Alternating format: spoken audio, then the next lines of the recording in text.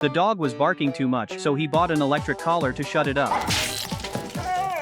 He just started at a new company and was promoted to vice president on day one. What he didn't see coming was the company going under the very next day. No matter how hard he tried to stop him, the boss skipped town and took his mistress with him. This doesn't feel right! Step away from the road is now, boys! They're gonna chop your head clean off now! When he opened the front door, his wife rushed over to greet him. Workers were digging up the yard. His wife had been spending money they didn't have yet. Good thing the oven wasn't big enough, or she probably would have roasted a whole cow. After all, her husband was now a VP at a Fortune 500 company. Dropping a little cash was no big deal. Before we get into that, I have some wonderful news. Mama, quit her job!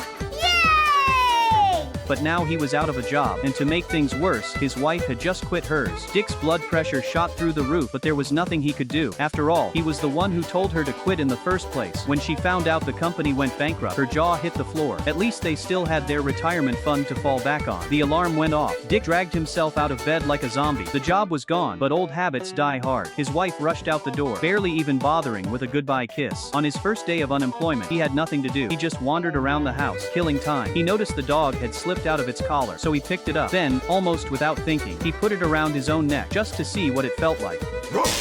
The company was back in the news. The CFO got arrested. Turns out he was just the fall guy. The boss had cleaned out everyone's pension fund. For 6 straight months, Dick couldn't land a job. Finally, he got an interview, but when he showed up, he spotted a competitor. They sprinted, shoved, and fought their way to the door. Dick thought he'd won, until he ran into a former co-worker on the stairs. Dick, Oz.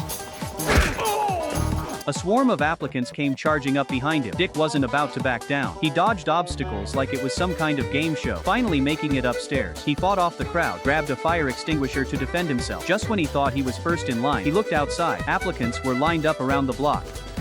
Harper? Yeah? Dick Harper! Yeah, you don't have to stand in this line. Come on with me.